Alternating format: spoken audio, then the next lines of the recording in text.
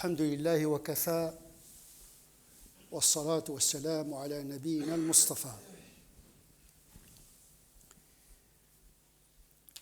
Aujourd'hui, le débat sur l'islam,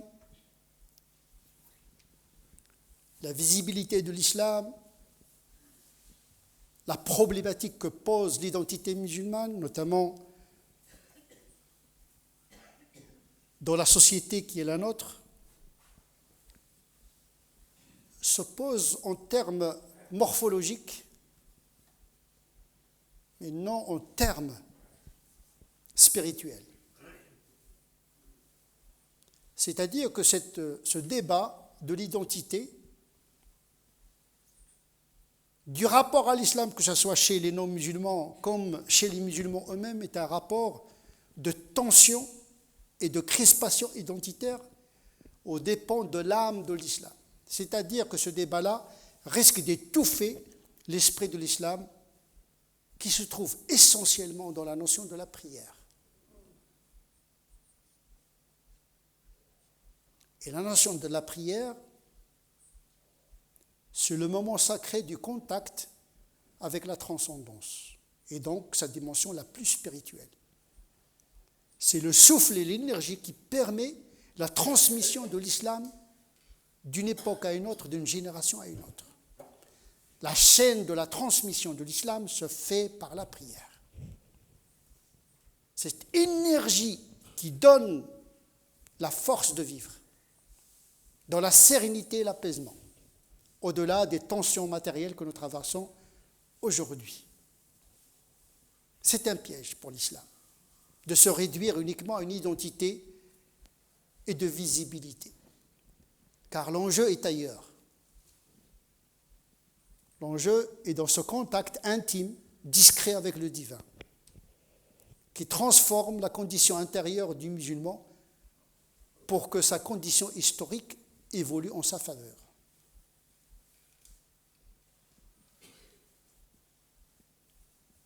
Et donc la prière, c'est le signe religieux de l'islam par excellence.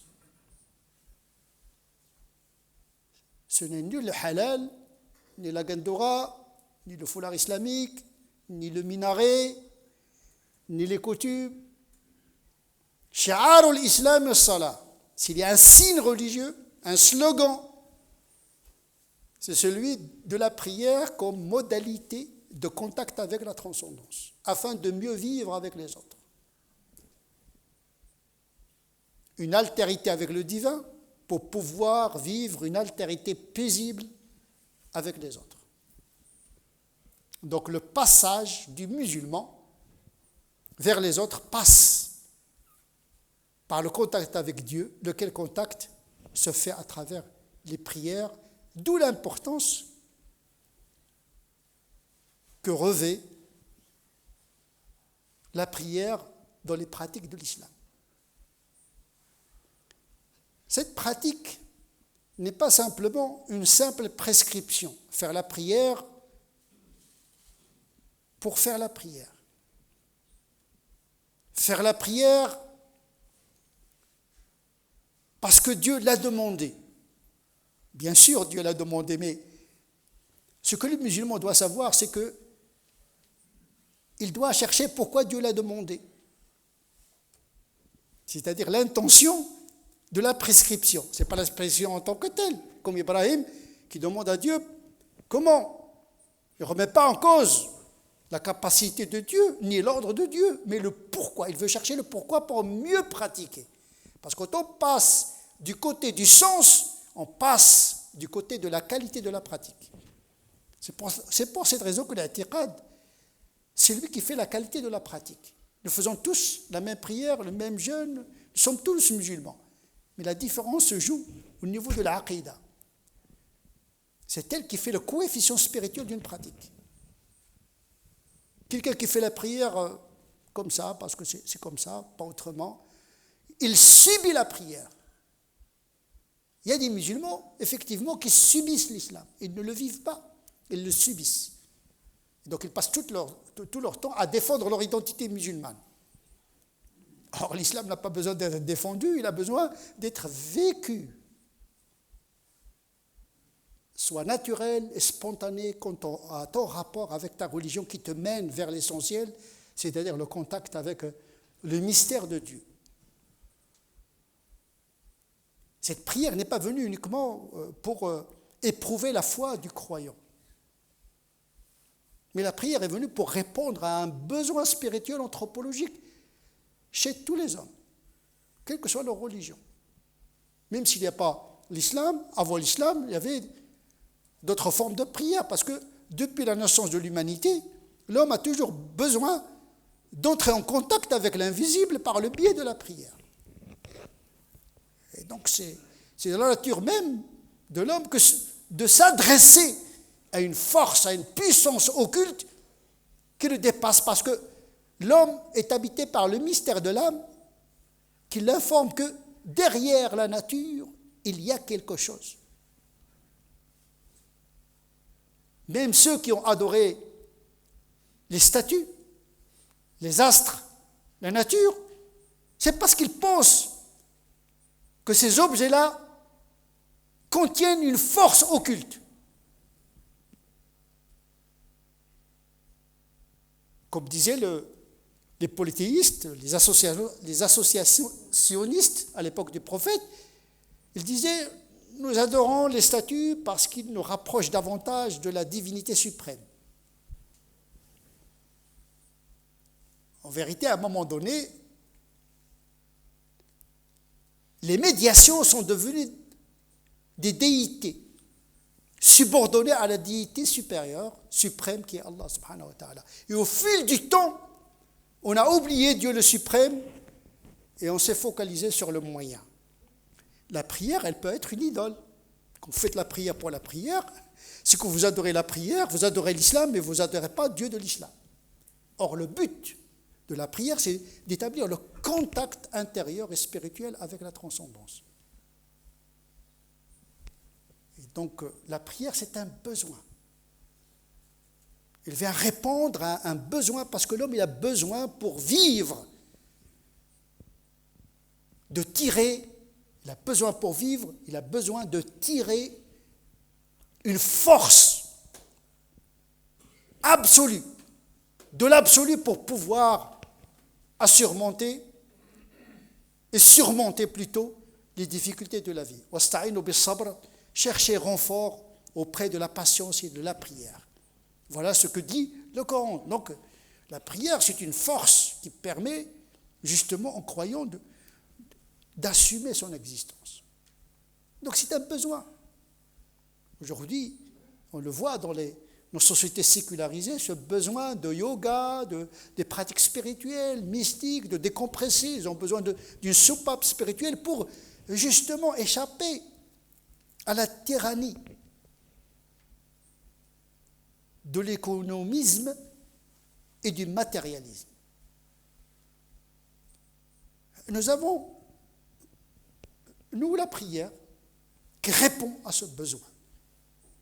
Et il est au cœur des pratiques de l'islam. Et donc, quand on enseigne la prière à nos enfants, par exemple, il faut que les enfants sachent pourquoi on fait la prière. Mais avant de faire la prière, pour qui nous faisons la prière? Pour qui et pourquoi? C'est bien de dire à un bon musulman, il fait la prière. Mais un bon musulman, il sait pourquoi il fait la prière. C'est un moment d'une grande sacralité où les distances qui nous séparent de Dieu se réduisent. Dieu, il est non seulement invisible, mais il est l'invisible de l'invisible, de l'invisible, de l'invisible, de manière infinie. C'est-à-dire que même les anges ne le voient pas. Même les anges les plus rapprochés ne voient pas Dieu.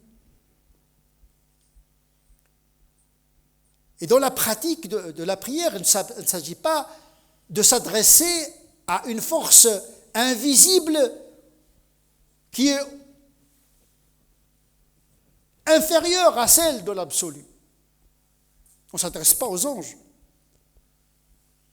On ne s'adresse pas à Gabriel. Il n'y a aucune médiation qui pourrait nous séparer de l'infinie absoluité d'Allah subhanahu wa ta'ala. Une distance immense qui peut être réduite dans la prière. Dieu qui est très loin, il devient présent, une présence invisible.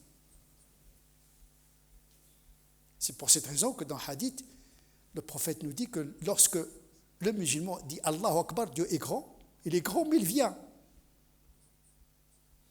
Il est invisible mais présent. Wa huwa ma'akum, il est avec vous.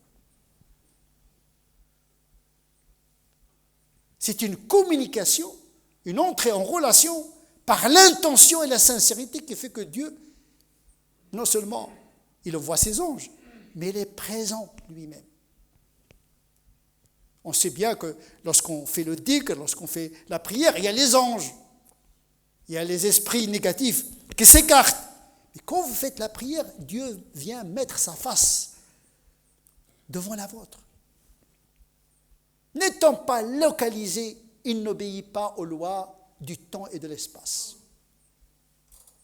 Loin et très près. Zahir al-batin. L'apparent et le subtil et le caché. Donc la prière dans la vie du croyant, c'est un moment d'une extrême importance. Encore faudrait-il conscientiser ce fait.